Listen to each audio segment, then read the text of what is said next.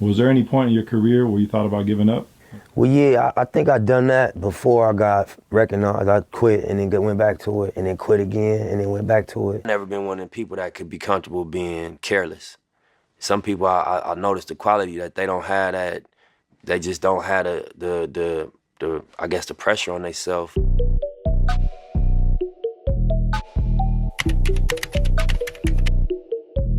Goals becoming you.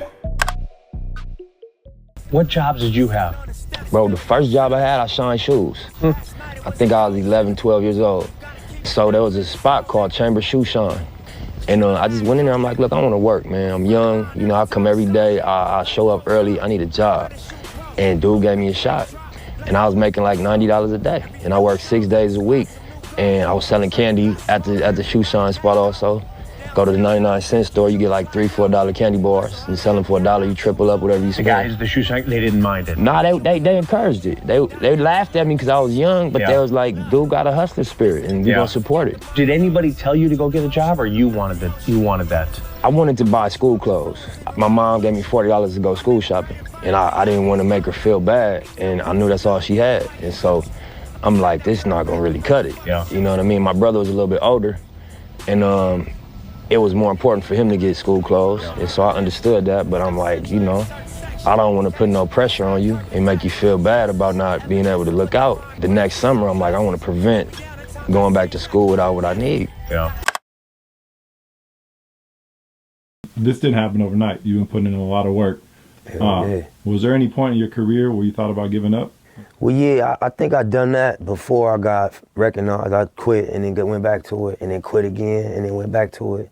I quit rapping and go back to like grinding and try to just focus all my energy on just getting money.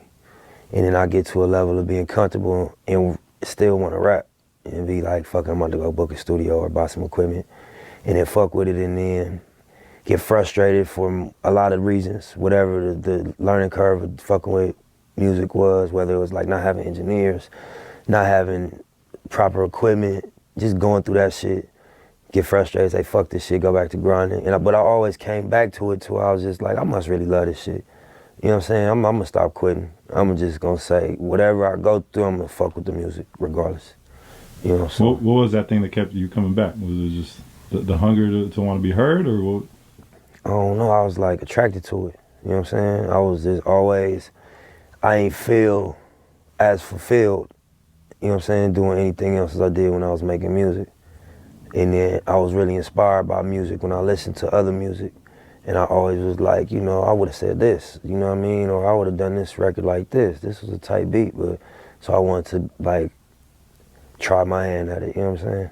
And then when I did it and I heard myself making progress, like getting better, I was like, damn, you know, this I could do this for 20 years and still have 20 years of improvement to make.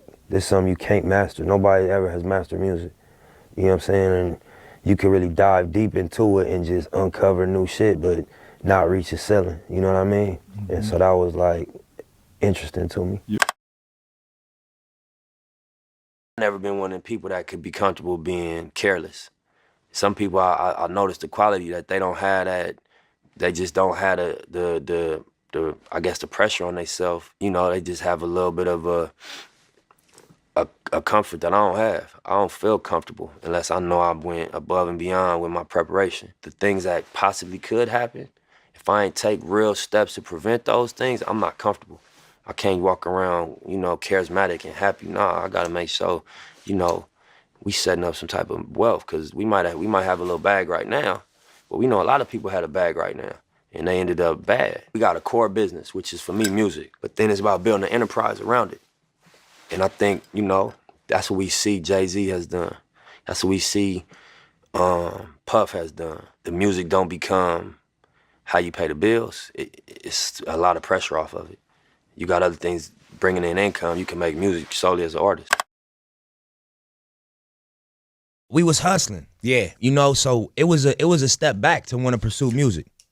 It was a setback. I know what you're talking about. You know what I mean? So it was something that I had to really believe in to pursue it, because it was actually taking a back seat. Did you ever get down where it was like, man, this ain't gonna work? All Or, the you know? time. That's why I call my thing the marathon, because I'm not gonna lie and portray this ultimate poise, like I've had it figured out. Nah, I just didn't quit. That's the only distinguishing quality from me and probably whoever else going through this or went through this or is gonna go through this, is that I ain't quit. I went through every emotion. I went through every emotion with trying to pursue what I'm doing. You know what I mean? And I think that what gonna separate whoever's gonna try to go for something is that you ain't gonna quit. Unless, you're gonna really take the stance if I'm gonna die behind what I'm getting at right now.